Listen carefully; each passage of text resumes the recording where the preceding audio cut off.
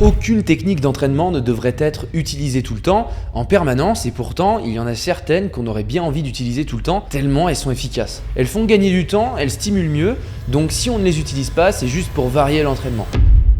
Les clusters font partie de ces techniques qui engendrent de meilleurs résultats que des séries classiques et qu'on voit malheureusement trop peu de gens pratiquer. Tu n'as pas besoin d'avoir un niveau avancé pour les faire et tu auras d'excellents résultats si tu les mets en place. Les clusters consistent à découper une série normale en plusieurs petites séries plus courtes. Dans une autre vidéo, je te parlais des EMOM, qui sont une forme de cluster où on fait une petite série toutes les minutes pendant un temps donné. L'idée avec les clusters est de s'exposer à de grosses intensités, ce qui est crucial pour développer ta force et ton explosivité, tout en réduisant la fatigue associée. Tu le sais, et j'en parlais dans la dernière vidéo, toute stimulation d'entraînement s'accompagne de fatigue. Quelle que soit la qualité que tu cherches à développer, force, hypertrophie, endurance, explosivité, mobilité, etc., tu veux toujours optimiser le ratio entre la stimulation et la fatigue générée en parallèle. Les clusters te permettent d'en faire plus avec de grosses intensités que ce que tu pourrais faire avec un entraînement classique. Par exemple, si tu fais des séries de 5 répétitions à 85% du 1RM, en cluster, tu vas pouvoir faire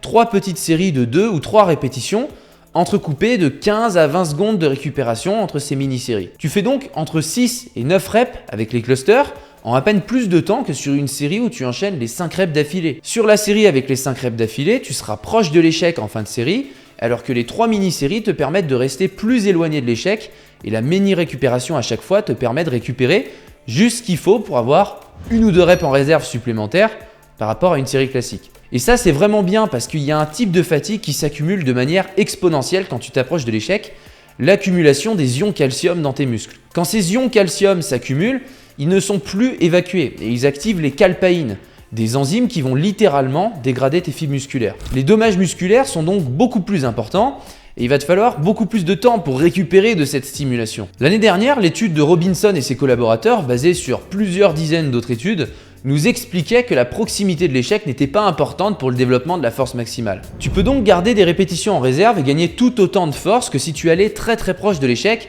sauf que tu n'auras pas la même fatigue associée. Le problème est qu'il faut garder des hautes intensités pour bien stimuler les adaptations physiologiques qui permettent le développement de la force. Être au-dessus de 80% du 1RM, c'est le minimum pour développer ta force. Alors oui, en dessous ça, tu peux quand même réussir à la développer si tu es débutant, parce que tout fonctionne sur les débutants. Mais avec un peu de pratique, tu es obligé d'être dans la spécificité. Et puis si tu veux les meilleurs résultats possibles, tu dois t'entraîner sur de hautes intensités pour la force. En fonction des exercices, mais aussi de l'historique d'entraînement, tu pourras faire plus ou moins de reps à 80% du 1RM. Un athlète d'endurance fera facilement 10 répétitions au squat, même plus à cette charge. Alors qu'un athlète de force peinera à en faire 7 ou 8. Le problème est qu'à ces intensités, tu feras rarement des séries de plus de 5 ou 6 répétitions grand maximum, parce que tu dois faire plusieurs séries. À chaque série, tu accumules de la fatigue, et même si tu adoptes des récupérations complètes de plus de 3 minutes, tu vas quand même être moins performant à la 3e ou 4e série qu'à la première. Si en plus tu te laisses beaucoup de répétitions en réserve,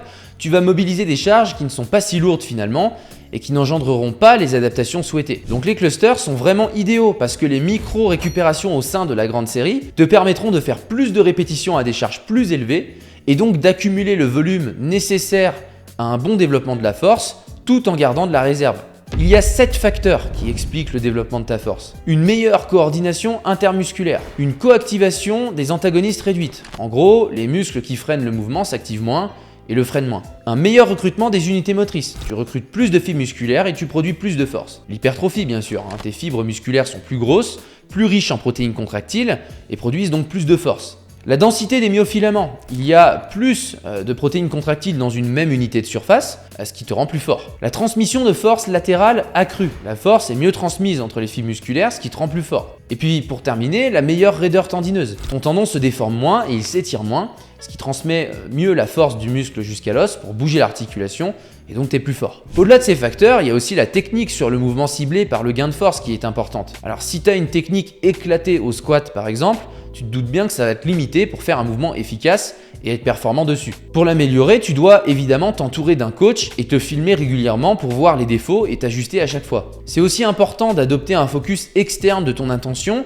plutôt qu'un focus interne, c'est-à-dire que tu dois chercher par exemple à rester droit et pousser fort dans le sol sur ton squat plutôt que penser à chaque degré de flexion de genoux et de hanches. Au-delà des aspects techniques, tu dois nécessairement soulever lourd pour développer les 7 déterminants physiologiques de la force que je viens de te présenter. On n'est pas là pour dire oui, la force c'est du nerveux parce que ça veut rien dire. Il y a en réalité les 7 adaptations que je t'ai données, rien d'autre. Le truc, c'est que les stimulés engendrent forcément de la fatigue. Donc les clusters permettront de le faire mais avec moins de fatigue, donc c'est que du bénéf. Maintenant, il y a plusieurs façons d'implémenter les clusters pour développer ta force. Déjà, le mieux reste de segmenter en au moins 3 mini-séries pour la force. Une grande série ne dépassera pas 6 à 8 répétitions et restera généralement en dessous. Les meilleurs formats sont à mon sens le 2 plus 2 plus 2 répétitions, mais aussi le 1 plus 1 plus 1 et éventuellement toutes les combinaisons possibles de ces éléments avec 15 à 20 secondes de récupération entre chaque mini-série. Il n'y a pas vraiment de règle, l'idée est que ça doit être lourd pour développer des adaptations liées à la force,